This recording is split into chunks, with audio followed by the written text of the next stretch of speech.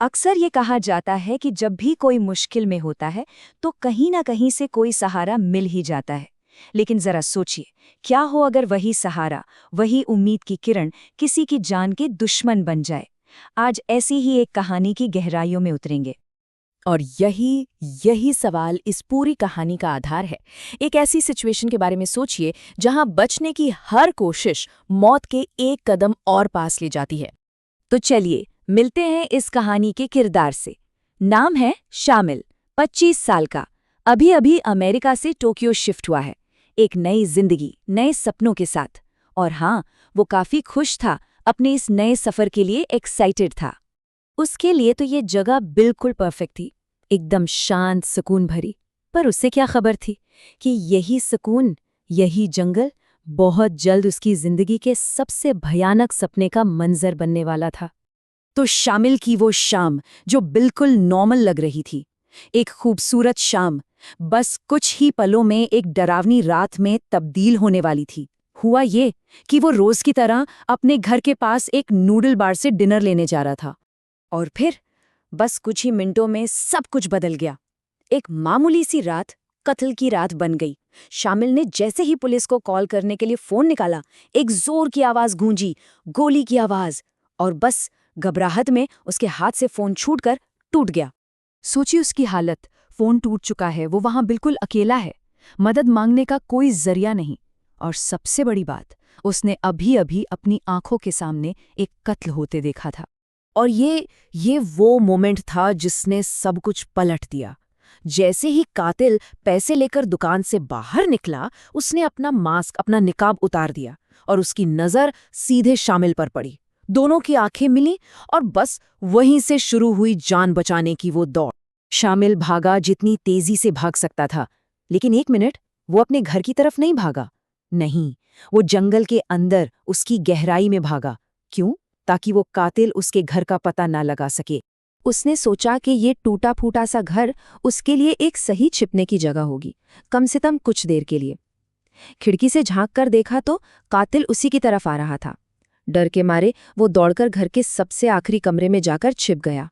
तभी दूर से पुलिस का सायरन सुनाई देता है और कातिल डरकर वहां से भाग जाता है। शामिल की जान तो बच गई, पर अब वो उस अंधेरे घर में फंस गया था। और उसी अंधेरे में उसकी नजर एक चीज पर पड़ी, एक पुरानी सफेद कागज की लालटेन। देखिए, जापान में एक मान्यता है कि कुछ पुरानी चीजों से दूर ही रहना चाहिए। पता नहीं उनमें कौन सी गुजरे जमाने की आत्माएं कैद हों। लेकिन उस वक्त शामिल को बस रोशनी चाहिए थी। उसके पास आखिरी माचिस बची थी। जैसे ही उसने वो लालटेन जलाई, अचानक कुछ अजीब हुआ। पूरे जंगल में एकदम से तूफान जैसी तेज हवाएं चलने लगीं। पेड़ जोर जोर से हिलने लगे और जानवरों की डरावनी चीखें गूंजने लगी। और फिर उसने देखा, लालटेन की रोशनी से दीवार पर एक परछाई बन रही थी। लेकिन वो परछाई शामिल की नहीं थी, बिल्कुल नहीं। वो किसी औरत की परछाई थी, और वो परछाई धीरे धीरे उसके पास आ रही थी। असली खतरा कातिल नहीं था, असली खतरा तो अब शुरू हुआ था। शामिल को समझने में देर नहीं लगी कि ये घर हॉन्टेड है, भूतहा है। वो फौरन लालटेन उठाकर वहां से भागा। लेकिन अब एक नई मुसीबत थी। इतनी देर में वो जंगल में अपना रास्ता खो चुका था। भागते भागते, चलते चलते वो थककर चूर हो गया। एक पेड़ के नीचे बस थोड़ी देर सांस लेने के लिए बैठा और आंखें बंद कर लीं। कुछ ही पल बीते होंगे कि उसे लगा जैसे कोई चीज उसे जकड़ रही है। उसने घबराकर आंखें खोलीं और सामने जो मंजर था वो बहुत ही खौफनाक था। वही कागज की लालटेन, उसमें से 2 सड़े हुए हाथ निकल रहे थे और शामिल को जकड़ रहे थे। उसने पूरी ताकत लगाकर किसी तरह खुद को छुड़ाया और पास में पड़े एक लकड़ी के टुकड़े से उस लालटेन पर जोर से वार किया, उसे तोड़ दिया। लेकिन अगले ही पल वो टूटे हुए टुकड़े अपने आप वापस जुड़ने लगे।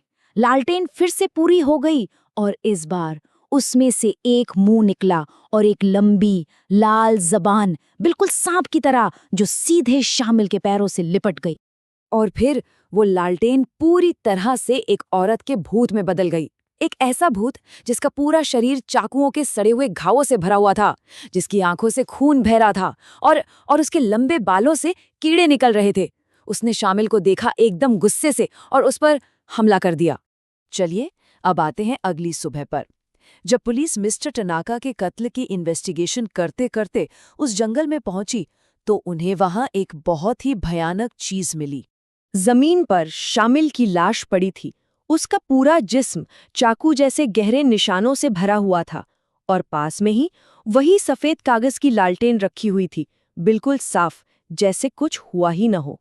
पुलिस को यह समझने में ज्यादा टाइम नहीं लगा कि शामिल की मौत का कारण क्या था। ये था बाकेचुचिन। बाकेचुचिन एक बहुत मशहूर जापानी लोक कथा है, एक कर्स्ड यानी शापित लालटेन की कहानी, जिसके अंदर एक ऐसी आत्मा कैद होती है जिसे शांति नहीं मिली। इस लेजेंड, इस कथा के हिसाब से जो कोई भी इस बाकेचुचिन को जलाता है वो जिंदा नहीं बचता। और ये कहानी वहाँ इतनी फेमस है कि आज भी जापान में बहुत से लोग पुरानी कागज की लालटेन देखकर डर जाते हैं। तो ये कहानी हमें एक बहुत ही गहरे सवाल के साथ छोड़ जाती है। क्या हर पुरानी चीज को छेड़ना, उसके राज को खोलने की कोशिश करना जरूरी है? क्या कुछ चीजों को, कुछ रहस्यों को बस उनके हाल पर छोड़ देना ही बेहतर नहीं है? शायद हर पुरानी चीज के पीछे एक कहानी जरूर होती है, लेकिन हर कहानी को जानना शायद जरूरी नहीं होता।